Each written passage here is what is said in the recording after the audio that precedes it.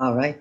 Hello, everyone. This is Nabil from Polaris. With me today, our superstar Victor from the Forex and Precious Metals side. Um, Hello everyone. we're going to be doing these ones. This is going to be the first one, the Eureka Crypto Hour.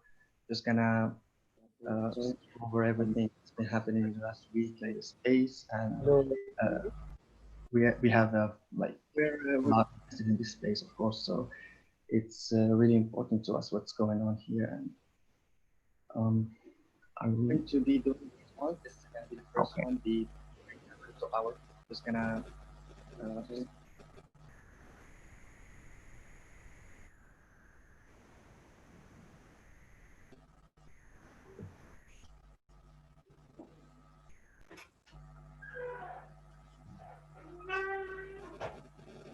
okay, sounds good.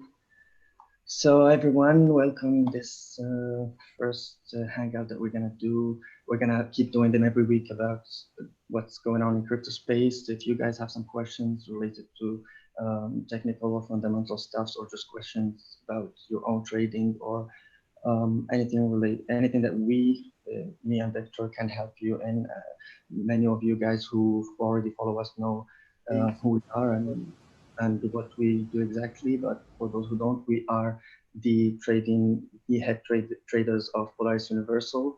Um, this is a company that owns multiple businesses, and we have multiple members online who know us because of some of our businesses that we've been doing throughout the last few years. Um, how's everything been, Victor? Can you hear me?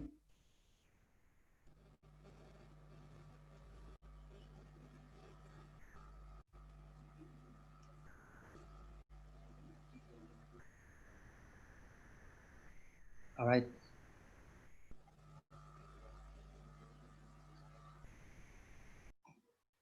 Okay. So we're gonna give it a few minutes. We wait for your questions, and we're going to be here for the next from half an hour to an hour. This is our first one, so we're not really structuring it like completely. We're gonna figure out the structure as we go. Um, so recently, these times they've been they've been a bit messy all over the world. We're gonna talk about all that, about what's going on in the economic world right now. Our company has been really surviving well in this environment. Of course, a lot of things needed to change. A lot of things needed to be adjusted to this new environment that we're getting in.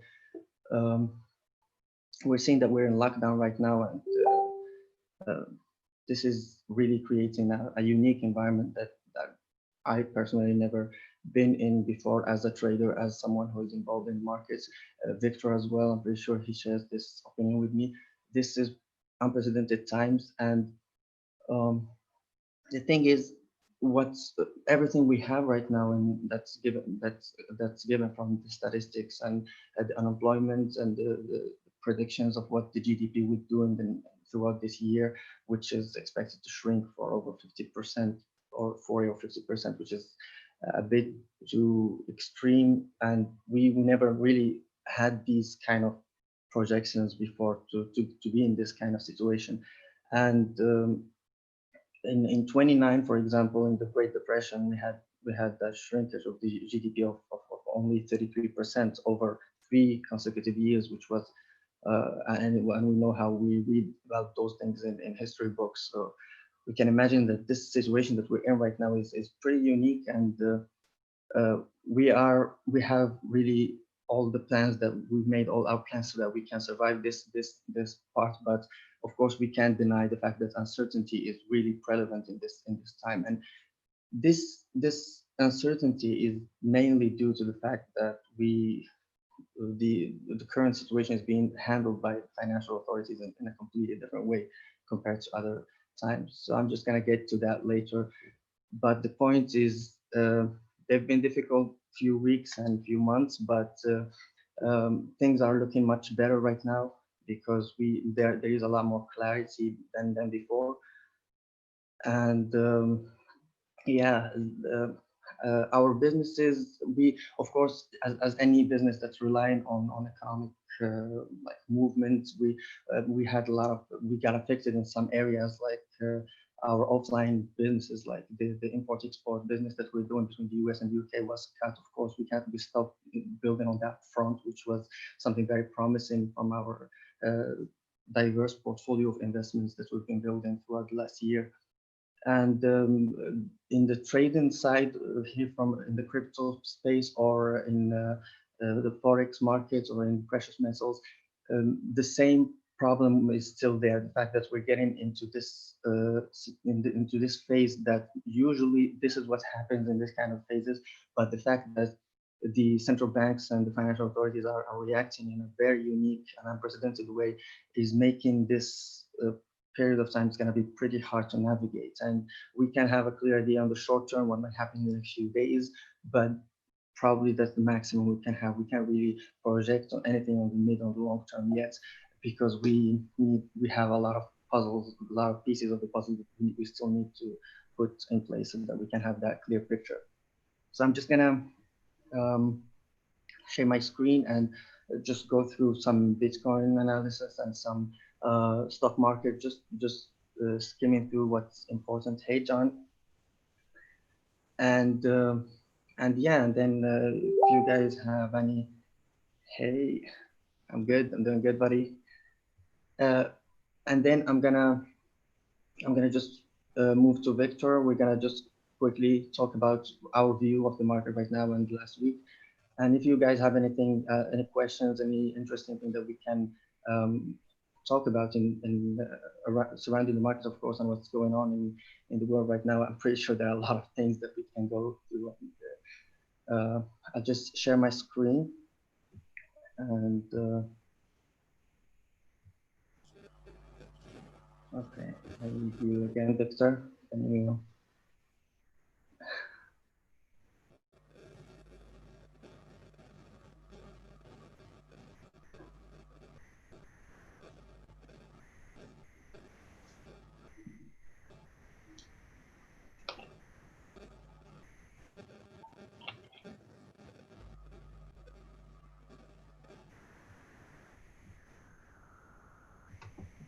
Okay.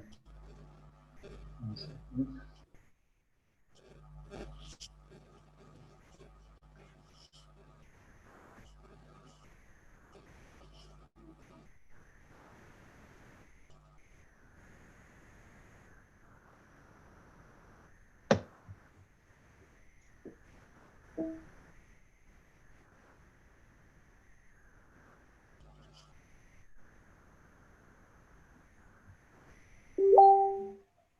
Right, Nabi, you're now host. Yeah, okay, thank you. All right, so I'm just gonna talk about what's going on right now in the market. So we've been here, we had that big dump, and then we start rising up, mainly thanks to the injections of the Federal Reserve, which we can talk about later, which uh, moved the stock market. And we know that in these times of uncertainty, Bitcoin gets to that like level of close correlation to the stock market. And right now we're getting into this area that's very critical. The 10.5K was a level that's been visited multiple times in October and in February 2020, October 2019. And we can see strong resistance on that part. But we were rejected multiple times, but we created this setup that's pretty bullish right now in the short term, but it can still go much lower before going up. So talking about bullish, looking at it from a midterm perspective. But of course, I'm just talking about the setup. That doesn't mean this is not going to change, and that's the problem with having an uncertain fundamental like framework. That's the problem with it, is because you can find some good setups, but they don't mean too much, because like a lot of things can happen, a lot of changes, and we don't know how the central banks and how they're going to react as we keep going through this situation. But right now, we can see that Bitcoin has some decreasing volume in this consolidation. It's been having some good volume on the way up, and right now we're creating this equilibrium pattern, which is basically giving us like getting tighter and tighter, giving us lower highs and higher lows, and yeah, this is so yeah. We have some questions here. I'm just gonna get to them just quickly after this, and we'll get back to this. So for just for Bitcoin here, we're talking about a pretty bullish setup from technical standpoint. But as I said, we don't know how Bitcoin is going to react in this new market phase. The injection of these like these trillions of dollars that are being injected are actually just postponing like what's the pressure that the market is putting right now, which is deflationary. The market is trying to push the prices lower because everything points to the fact that like we should have a kind of a massive deflation before anything. But the fact that they're injecting all this money is kind of like uh, making it a big fight between two forces. One of them is the force of the market, which is pushing it lower, and then we have the forces of the authorities, which had enough power now to just stand in front of the market and try to not let it go lower, which in my opinion would be like the healthy thing that should happen, is that markets should be given that freedom to fall and breathe when they need to do that. And the a lot of bubbles have been pumped like for throughout the last decades, and it's gonna be pretty difficult for just using lending programs. It's gonna be pretty difficult for the central banks to like avoid that deflation. But it might be happening because the fact that they're trying to play this time completely throw in a lot of like common sense sometimes when they're ready to go as deep as they can in low interest rates, and when they're ready to lend as much as they can, as much as they want. They're basically saying like we could see how they've been treating this situation recently, and they've been saying that the central banks are not out of ammunition and they're just starting, and they're not like finished by a long shot, and using this kind of words where they're showing that they're really going to play it completely different this time from any situation that was similar before. And that's really creating that kind of uncertainty. Like if we go back to, as I said, in Bitcoin, if we clear 10.5K, that's going to be a very important level, because when we don't have too much data about what might drive the price up and down, of course we still have more on the long run. Maybe if after like 6 months to 1 year to 2 years, we have more like the odds are much in favor of a higher Bitcoin than a lower Bitcoin, based on how much supply that's been cut in half, and the amounts of trillions of dollars that be pumped into circulation. But it's I'm not saying the odds are going to be much higher than here. That's the problem. We know that we're going to get into a rally, a bullish rally at some point after the deflation. Usually that was supposed to happen, and it might start at any place. It might start at 3K or 4K or 7K or 1K, because that's going to start after we have that complete flush. Uh, right now, with all this quantitative easing, I don't even think they're coined in this anymore. They're just creating debts all the time, and these kind of programs have they could actually kind of put enough pressure on the market so that we don't have that deflation that was expected. But at the end, as I said, I don't know if they can keep doing it the same way until like there is a limit on how much time they can keep doing this. So I'm just gonna go back to the stock market, which we can see there is almost a clear correlation between Bitcoin right now and the stock on the macro level. Um, so we can see that we had a dump. Bitcoin, the correction was much stronger, but the stock market right now is pushing higher. The main level I would be looking at are 3K, which is this last level that they're creating, and this psychological level 3K. If we're gonna hold it, if we don't, then around 2970 and then 2900. That would be the place where if we break those, a weekly consolidation will probably start at that point, and maybe we can then look at how the consolidation will be. If we have with low volume and there's some consolidation like this, then the odds are going to be much higher that we're going to go higher. But if the consolidation goes all the way down or something like that, so then we can expect maybe a tightening pattern before we break it to either side. And going all the way down from here is very unlikely, seeing the strength of this bounce. But yeah, like that's what's going on here, and there are maybe many reasons for it to just keep going up right now. The trend is bullish, and we're not looking for it to go lower as long as it's like it keeps giving higher highs and higher lows. So we don't see any reason for it to go down. But at some point, it will start going down definitely. And the higher we get from here, the higher we make like the stock market is ensuring that it's not gonna get lower than this, which is pretty, as we said, like usually in this kind of situation, we have the expectations of GDP being shrinking to around 50% in 1 year. These kind of statistics will generally, logically, would be put priced in the market as a bear market or something similar to that. But the reaction of the central banks in this situation is pretty unique. And this is the second time in the history of, for example, Federal Reserve, where we see this happening. It's happened in 28 and now. Even though they had the power to create money, like just by buying bonds from governments and stuff like that, they were usually doing only that. They were only buying treasury securities and then just using them.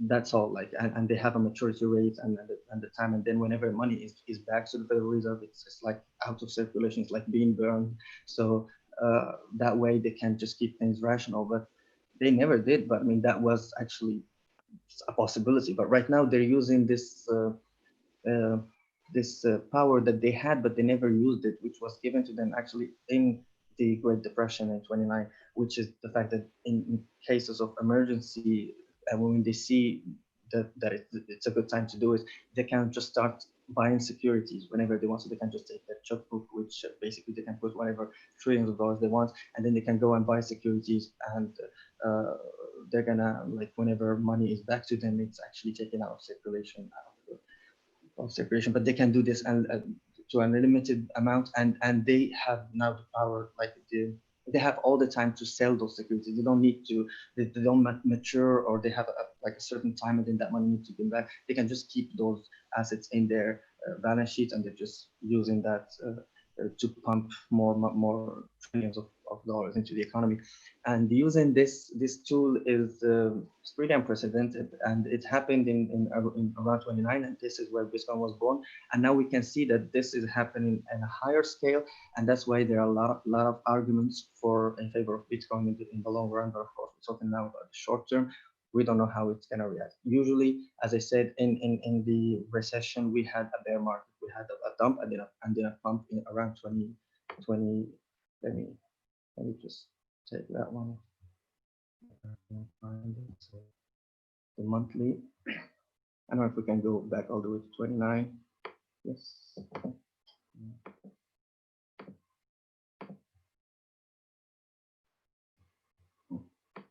Okay.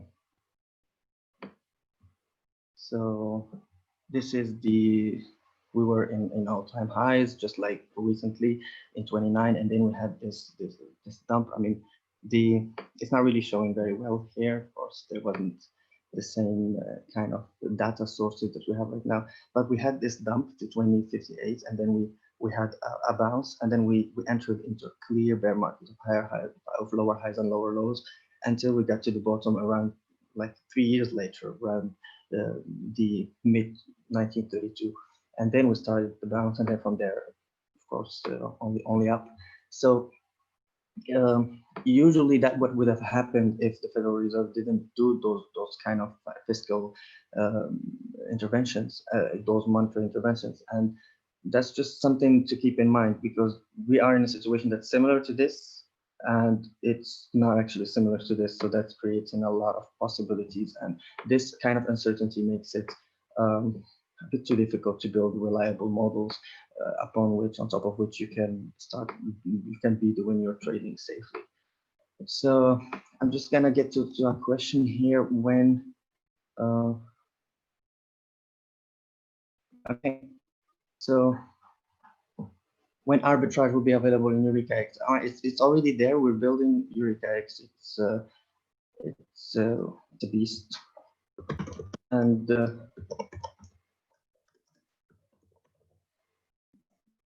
when okay, I need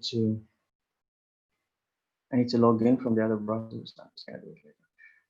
But anyways, in the exchange, you can select your liquidity, and you're gonna always find this here to change it. Right now, we just connected these two. You can, and whenever we have a coin that's in at least two of the exchanges that were listed in Eureka X, it's going to be added here. So this is going to give a lot of opportunities of arbitrage and taking advantage of those differences in prices just from the same balance. So you have a BTC balance or USD balance, and you just, for example, you find a price here, and then you see that you can sell it right here. So it takes just like a few seconds. You just go to that liquidity provider, and then you buy whatever you want, then you go and you sell on the other side. So the arbitrage is already there, the portal for to take advantage of those price differences across multiple markets. We know that there are like a lot of altcoins and they are being created all the time. And we know that this industry is here to stay. We're gonna show some news of the last week and what's happening. Like every week, we're gonna be giving more like insights about what's going on in this space. And we really believe that it's here to stay, and we want to create this unique portal where people can actually like manually take advantage and make a lot of very good trades, just focusing on the many opportunities that appear across markets. So I'm just gonna move to you, Victor, if you're still around. I'm just gonna, you give us the other side of it. Yeah, I'm here, but you need to stop sharing. Yeah, I'm just gonna stop sharing here. And if you can give us the other side of the picture, maybe Forex and precious metals, and then maybe share some good articles that we saw this week. Yeah. Hey guys, Joseph here. So Nabil is the more of the fundamental guy, and you know, gonna share with you guys what I'm looking at with the technical side with gold, and because the trading section is going to resume in a few hours, and my focus currently, I'm looking at what can be possible with gold. Looking at the news also, which I got from Nabil earlier in the day, you can see that some of when you go through this news, which I'm going to link, I'm going to leave the link after this video and the description of the videos. You can see that gold has been a major what we call deflationary currency when you leave the crypto part aside when it comes to our own traditional market. So definitely, I'm going to share with you my screen and let you see what I'm looking at with and hopefully, let you understand a bit of what is possible, what can be possible in the coming weeks and so on. So Nabil, you need to make me a host for me to do this.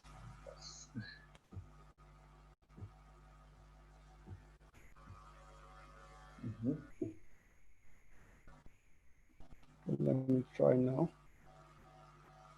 All right, sure. Okay, guys, we are on my screen. So first of all, I'm going to take you to the charts to let you see. So basically, the thing is, the market has been so uncertain. If you watch from here now, which is the 15th of April, and to this point where we are now, which is the 9th of May, you'll see that this is a huge consolidation happening in the market. And there's basically, if you're looking at, you're coming in big in the market, is not really very cool for you to be, gambling in this kind of situation when there's no proper direction on the market. So currently, what I'm seeing with gold is this: I'm seeing a loss of momentum on this move. You understand it? Like, let me bring out some of my analysis tools. You can see after we made this huge breakout at this zone here, it has been consolidating. And when the market consolidates too much at on a trend like this, there's a high possibility for it to come down and build some momentum before you see another leg up. And I think Nabil will understand what I'm trying to say better. And at this point now, I'm currently looking at, seeing a failure at this area on gold, on the technical part.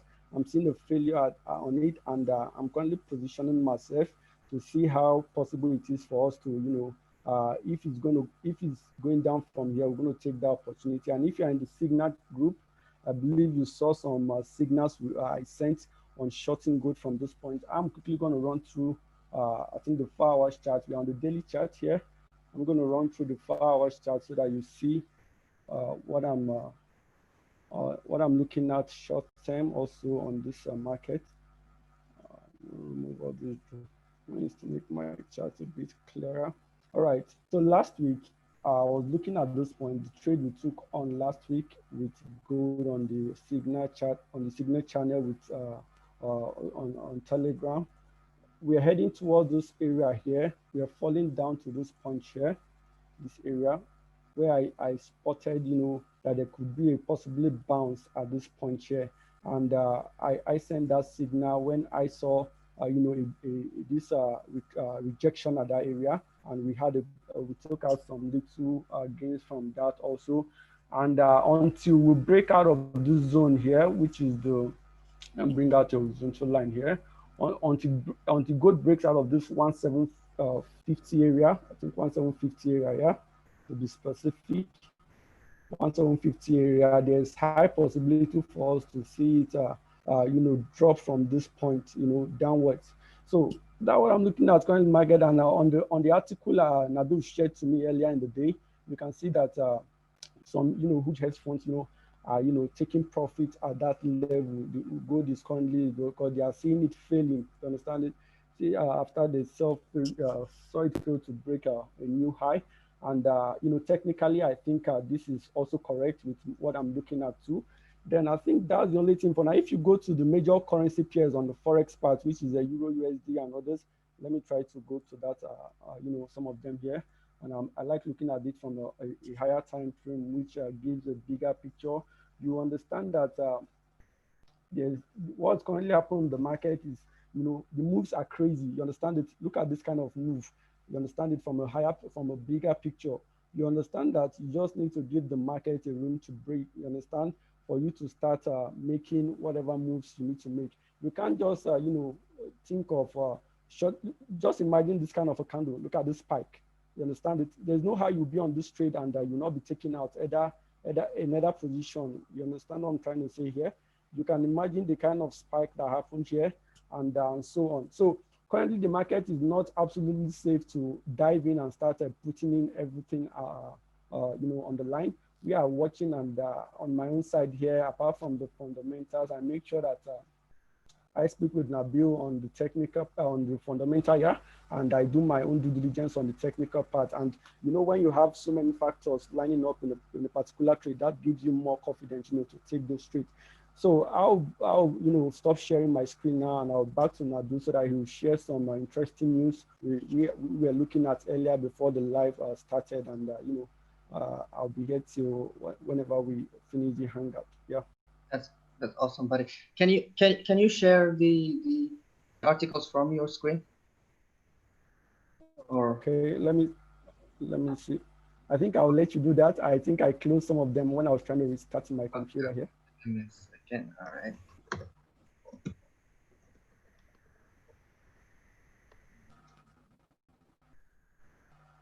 So yeah, any questions? So when will staking in Eureka X be ready? It's gonna be ready very soon. It's gonna be a different type of staking, but yeah, it's gonna be there pretty soon. We're really working nonstop on the background. A lot of things are going on. We're so excited for everything that's been built on the background. We have one of the models that we follow in our investment style is that we try to find those good projects that can do big on the long run, and then we either invest in them or get partnerships with them based on multiple things that we can offer to the table, and then we end up with a share in this. We have a portfolio that we believe is going to be huge, and of course, for those who follow us, they know that we are backing this blockchain called Eureka, and we're so like we've been working so hard on having this state of the art blockchain, basically that's having just taking into account every possible thing that we would need, like taking the best out of multiple blockchains and putting them into that one. And the applications, the decentralized applications, and the DeFi applications, and all the kind of word application that we're trying to implement on top of Eureka are pretty unique, and we're pretty sure that uh, we're gonna we're gonna have a lot of success with on that front in the Eureka blockchain. We're just uh, focusing on having, for example, proof of stake tokens and completely autonomous governance system on top of the blockchain, so that using the sidechain technology, and we've already been developing some on that front, but of course this is just the beginning, and we're just so excited about all the potentials. We have multiple partnerships about things that are related to Eureka right now, and just I mentioned this because all these portfolios that we're building right now, and this diverse portfolio, like the trading portfolio plus the other businesses, are those net profits. 45% of that net profits is always going to Eureka account to buy it and burn it. And we believe in this model of having the coin or the currency as a store of value.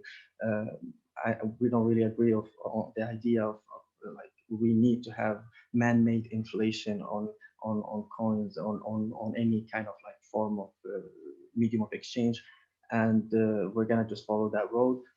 Uh, Eureka coin is getting scarcer and scarcer. 10% of the transaction fees are getting burned all the time, so that's never gonna stop. And then the buyback and burn that we're doing using 45% of net profits is gonna stop once we are in 10 million Eureka coin in circulation. Now we are in 100 million, already 50 million of those. So we were at the beginning at 150 million, and already 50 million of those are, or almost, not 50, but almost, is already burned.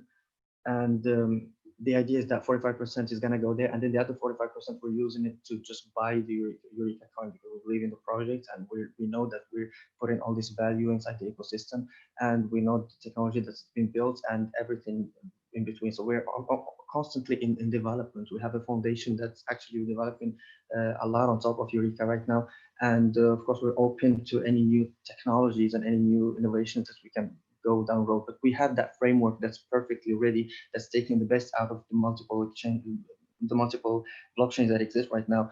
And I think that framework is ready there, and we already have a good infrastructure that's backing it.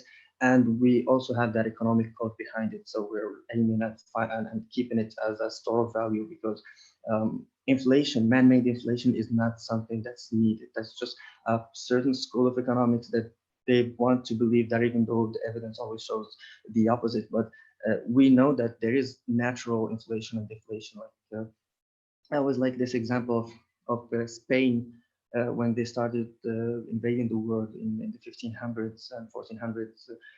And when they started bringing gold from all over the world, there was actually an inflation of gold there. So gold is still as scarce as it's ever been, but it was an inflation, a clear inflation that's been recorded in history. And that was mainly because we have just more gold in circulation and more gold that's ready to be sold. And these things will happen. Sometimes we're going to have many reasons for people to sell those assets, or sometimes they won't. But we want to let that inflation to happen naturally, and we want to keep Eureka coin as kind of a store of value. We're not really keeping it or doing it. We're just backing it. We just have a vested interest in the success of that coin and that blockchain. We have a whole team that's dedicated on developing on top of this blockchain, and we actually hold some of it. Of course, we distributed a lot of that Eureka coin to some of our users based on our cashback programs we've been operating, and but I mean, we're buying it. That's why we're buying it using 45% of our net profits. We're actually going to have our own big stack of this coin because we really believe in this. So we are just normal market participants like any other, but we are ready to buy a bunch of it and burn it because we want the value to stay in the ecosystem. And that's basically about Eureka coin. So do we have some questions that we're speaking of some movies of as anything? Maybe probably better, maybe or worse. Yeah, I mean, yeah, it depends. It's gonna be a different way, but yeah, it's gonna be different. But it will because it's gonna be based on the net profits of the company. So we're gonna talk about all that in another hangout. We're gonna get into details. Right now, we're just gonna keep it a bit related to trading and crypto trading and crypto markets. So you said I should. Okay, wait a second. I was supposed to do something again. Okay. I was supposed to just get those links ready.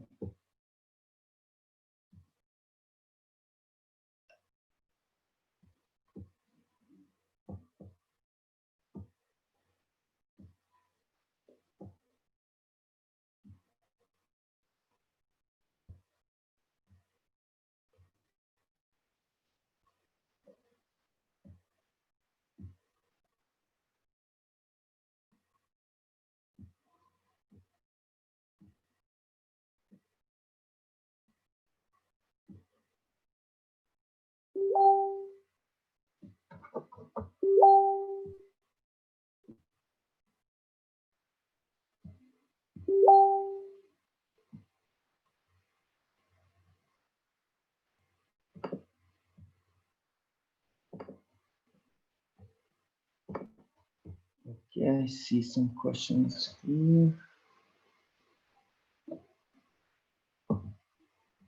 Mhm.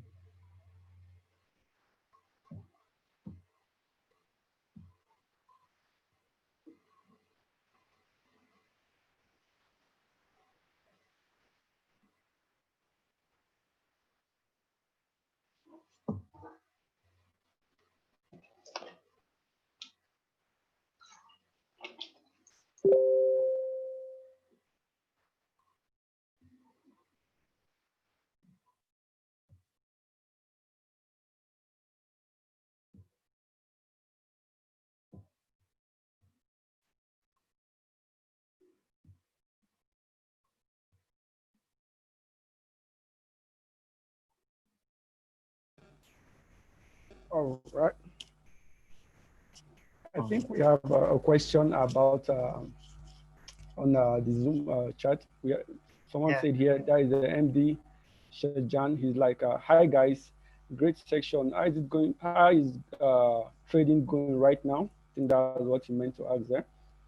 And we have another one here. Say Inise Anderson. He's saying, "How do you plan when the value of ERK will rise?" Then we have another one here by Ray and Ruby saying, "Hello from Canada. Give us good guess of the value of ERK this time next year." Okay, that's awesome. The second question, what was it? Okay, yeah, I found it. um, okay, so for the first question, thank you, buddy. Uh, things are going good. Trading is going good. We're playing it a bit safely, just waiting for those daily trends to be clear, for our trends to be clear, and then we get into trades in multiple markets. It's been good. Some there were some movers, but as I said, like overall, like the sizes are not as big as before. And that's the issue that happened to us, why we needed to do a lot of restructuring, because we couldn't ensure that we're going to create the same kind of profits monthly, because we were having a monthly average profits. We were doing our trades, just waiting for the trades to come to us. And then when we calculate based on what we've been doing, we find that the average is around 10 to 15% per month, which, if you ask me, I mean, it's been pretty well. But things change right now. The framework is different, so we can't really ensure that the numbers are going to be the same. They might be better because we're going to have a lot of volatility and all that, but they might be worse. But in this situation, they might be a little like less than before. But in this current situation, we're trying to play it safely, wait for the market to give us more direction, and we have more clarity. So,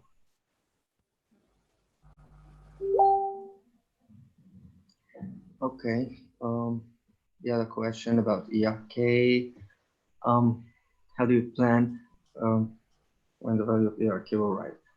Okay, I think you meant how do we plan? How do we project that the price will be higher from here? Of course, just simple economics.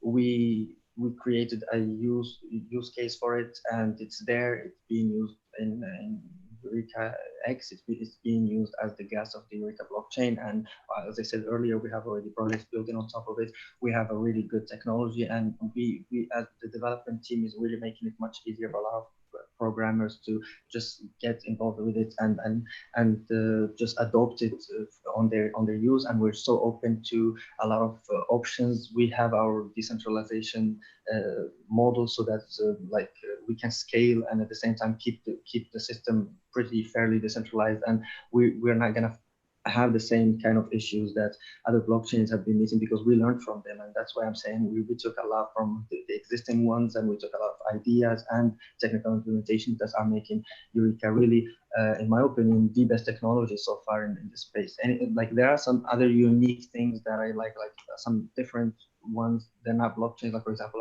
I'm a big fan of the technology that the coin nano is implementing. It's pretty unique and awesome. But at the end, blockchain is the one that's pretty used and proven with time. And we are going to just keep developing on top of this amazing technology. And Eureka it has that use case. And of course, because you asked me about the value, we know that the value is going to go up because we know how much Eureka is in circulation. We know exactly how much it is. It's our coin. It was created in this ecosystem, and it's held from between the our users who got it and those who believe in it and purchased it earlier, and us. So we know how much it's in there. And we know that we're going to be going into the markets with 90% of our net profits. And you guys can see that we already have a pretty unique exchange that has a very good business model that's going to just keep moving up. We also have a lot of other businesses, and we have 50, 40%, 60% in multiple other businesses, and we have some business offline. And we have like the programming team. We're giving programming services to a lot of clients, and we also have a big share in lead generation and conversion website. And we have another share in a very unique website that I'm so proud of being part of, which is a portal to sell and for auctions, for art auctions and pieces of art that a lot of artists all over the world are creating. And it's all looking at it's all one portfolio that's being pretty diverse. And we're also we have the trading, of course, that's been going very well. As I said, we are making less profits than before, but we're actually making profits. We're not making losses. We're not going lower. We're just steady waiting for good trades to come in. We're making the profits as they come. Of course, our problem, as I said initially, that this one created was basically this. We were creating some time windows on the profit that we were creating, and we were really crushing it, and we were creating those profits. But at some point, you can't just wish things into existence when the whole global framework changed completely.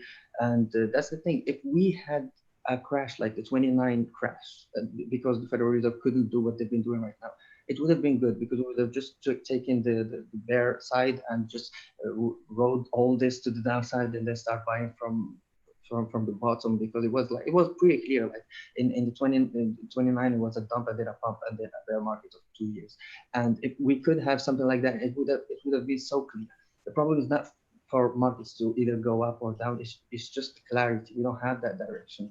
Anything can happen at this point. If they keep pumping it, it's like they're trying to, the central banks right now are trying to try something that never been tried before, which is maybe try to negate the forces of deflation with the forces of hyperinflation. So maybe they're thinking, okay, so if we have hyperdeflation and we add hyperinflation, we can negate the effects and we're gonna end up break even. But that doesn't work, and it's not going to work. It's just creating a very like a turbulent market and making it so difficult to navigate. In of course, I'm talking about in the long run. In the short term, we have those moves, as I said, when 4 hour chart is being bullish again, and we have that daily trend, and we have a trend line that's clear, and we have good setups with risk reward ratios that are pretty like promising. Of course, we jump onto those, but as I said, the framework is pretty shaky, and at any point we can really have a radical change in the direction.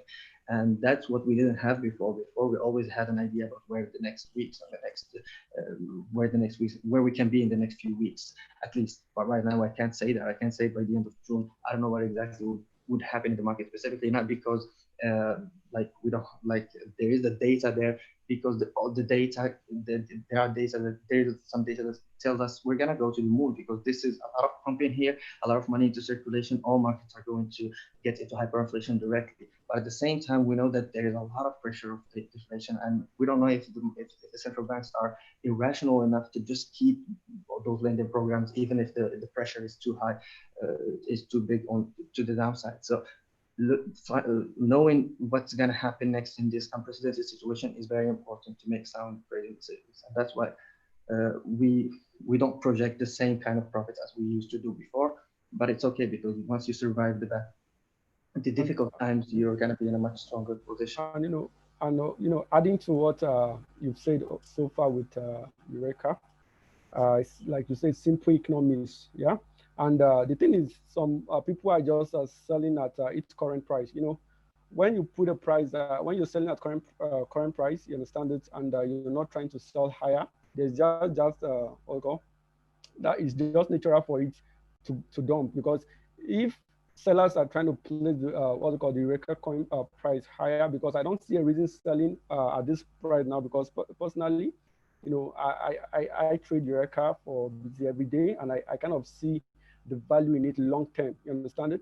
Like holding Eureka coin and looking at the various businesses Polaris is having currently, and apart from the trading activities in which all the profits coming in is used to buy back the Eureka coins, and diminish its total supply and circulation like that. I don't know much about the crypto part, but I'm trying to talk about. I'm saying now from my trading perspective, there are so many business coming in, and I was in talk with Darren today, and he still showed me a new business which was open for one of a client that he just finished, and every profit that's going to be coming into that client's 50% is for the company, and that 50% is going back to buy Eureka coin. So I don't see how the value of this coin would go further high. The reason I can see we're having a bit of a dump right now is because some people are just selling at current price, and we need to put the price higher. It's a community coin. We are not doing any pump dump shit here. It's a community coin, so we have to raise the price higher, and as we raise the price higher, it will naturally go up. So on the exchange, personally, I'm looking at long term, and I'm holding all my Eureka coins, and I trust you guys should be doing the same. Yeah, you couldn't say it better. Yeah, definitely. So yeah, simple economics, and of course we can know exactly how much the number of people who are ready to sell at each moment, so, and those are going to create those fluctuations. But we know where this is heading throughout the next weeks and months and years. So that's pretty clear, because it's simple economics, and it's made to be that way. We're like, as I said earlier, like we don't believe that there is any need for inflation, because we can have, like, right now at this point we kind of have a certain type of inflation, since we have more sellers, and we buy from the markets, but selling is just a bit too big in this area. But this is gonna just get rid of the weak hands who are not ready to wait a few months, which is a bit weird, because that was the model that was before. They needed to wait months for the packs to expire and all that. But yeah, like at the end, as Victor said, it's a community coin. It's us, and we know how much it's there in the circulation, and we know how much it's gonna get into the market, and we know already that 40 or 45 of them, 45 million of them is already burned, and we're gonna just keep burning until we get there to 140 million, because only 10 million is gonna be left in circulation. And So guys, keep the question coming so that we're here to answer them. And Nabi, there was a news you showed me earlier today. I don't know if you can bring it up. I don't know if you can share your screen and show us. Let me. I think the White House was shut down due to this Georgia flood issues, and I think that will have an effect on the market also. Um, I'm sorry. Yeah. Okay. Uh, let's just go through some news that been happening recently. So, uh, we have Lithuania talking about deploying its blockchain. Of course, we have China who deployed their central bank backed digital currency. We know this is a trend that's just getting bigger with time. Uh, I'll just I don't know why I didn't show the other one. Okay, so we have this good news that was with Terra, and we saw that there were some good market price action because of this. Google signing out network validator, and this is just showing that this trend is just going to that way. And uh, big, good blockchains that have good development team on the background who are creating those partnerships, who are looking everywhere and showing what their products can achieve to multiple clients. They're actually getting that reward and they're actually getting a lot of adoption.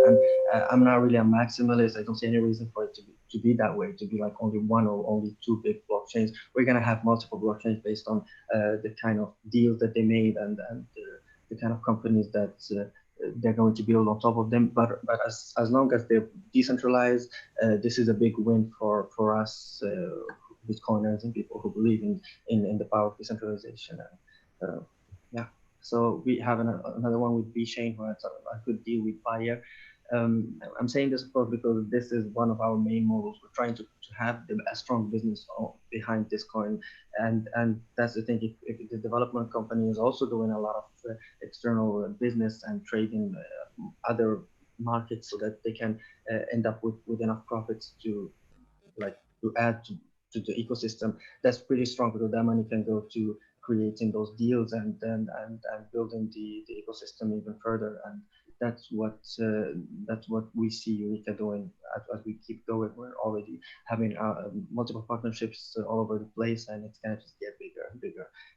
This one was for VeChain, and this is the other side of the picture. Like when we're comparing this space and the open source nature of it and how it shows everything clearly, uh, we see the other part where national banks and central banks are just doing some, I don't know, it would have been called shady if it was happening in another industry, but because it's the mainstream industry, so it's not. But they're trying to weaken their franc, and they're doing it through, of course, the same type of tools that all central banks do that. Um, of course, the effect of the economy is pretty difficult right now on everyone, and we have this vicious spiral, like this vicious cycle that starts when we have this kind of situation. So we have businesses not having enough cash flow, so they start liquidating employees, and then we have loss of job and employment. Then we have less money in people's pockets, and then we have less money coming to the market, and then that makes the company even less strong, and then they liquidate even more assets and more uh, employees, and then it goes, and that's the problem with these vicious cycles that the central bank is right now. The central banks are trying to avoid, which I understand. Like, in even though we're not for hyperinflation, we're not for these kind of things, but I don't see any other way out right now. When you have, we already, the system is based that way.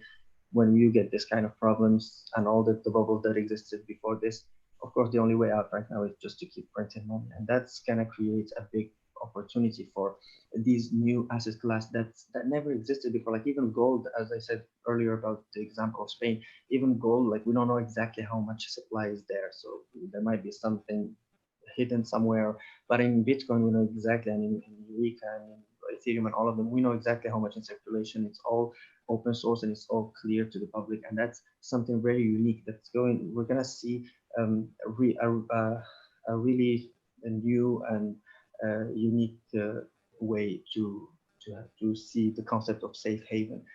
in my opinion, in cryptocurrencies. But it's not. It might not happen in the short term, and that's what I'm saying. Like the picture is not as clear for the next few weeks and months, but it's gonna be clear on the long run, in my opinion. So yeah, just one last thing, and I'm just gonna move to Victor. So we have the central banks right now in the world are buying this amount every hour. So that's just a little calculation. I'm just gonna get back to one little thing here. So we see this is the securities that the Federal Reserve bought from the treasuries. Of course, they had other lending programs, so they've been like just uh, bringing money into circulation in other ways. But just like in the last few months, we can see that this is quantitative easing one, this is Q2, or I think this is that's Q1, Q2, and Q3, and then we have this tightening that they've been trying to do around the end of 2018 and mid 2019. But now they're just getting parabolic. They're just not caring anymore. What in terms of numbers, this is much higher than the three quantitative easings combined, and we're just starting, as they say, we're not out of ammunition. So we can see where this is heading right now. It's been around, which we can see here in one of it's been around 2.3 trillion around 2018, which is the same one that we've seen here, and then it got back to 4.1 trillion. This is just the securities. Of course, we have the assets that they buy, because since the Great Depression, the Federal Reserve and central banks were given the right to do that, and actually not only take securities from the government, they can also just go and buy securities from the markets, and that means that they're injecting that money into the markets, because they central bank don't have any money to just whenever they purchase something, they just add credit to the markets. So they've been just buying nonstop in the last period of time, and that's going to have a lot of effect on this. And this is just the last thing that I want to go through, and it's showing how things are getting a bit too crazy. So right now, this is the M2 money stock, which is going to give us supposedly every. I'm saying supposedly because, to be honest, I don't think anybody knows exactly how much dollars in circulation. That's the problem with fiat currency, in my opinion. But this is taken into account, as you can see here, like includes a broader set of financial assets held possibly by household. So it's M1 plus M0 plus everything. So basically, that's the bigger one. And in the bigger one, it's given us $18 trillion, which is really a lot. But then we have this money the MZM, money zero maturity, which is basically the money that's ready to be used all the time. So because some of that money is actually in funds that can be. So like for example, okay, just MZM. So in MZM we can see it's the liquid money supply within the economy, and liquid money supply should be of course less than the M2, but we can see that it's more, and that's basically because of many reasons, and one of them is the interest, the low interest rate, and all that, the negative interest rates in some places and all that. But we can see that the money zero maturity is already at 20.8 trillion. So the M2, which is supposed to be higher than the MZM, because the MZM is zero maturity, just the one that's liquid, the one that people can access to, while this one is bigger. And I think if this shows something, it shows how these things are getting ridiculous and how these charts are just going parabolic. Humanity has always known somehow that you can't just keep doing that. Just currency has no limit, and right now this is what we're living, and yeah, we're gonna see where this is going. This is unprecedented. It's a bit exciting to see this, but it's a bit scary as well, because a lot of this gonna have a lot of effects on real life, and it's really sad to see this happening right now with this. So yeah, uh, this is the last point I just want to get through. So I'm just gonna stop sharing screen and move to Victor. Maybe you give us some words from your side, and if we have some questions, okay, I'll just stop this. Right. So, guys, about our trading activities, there's a Telegram.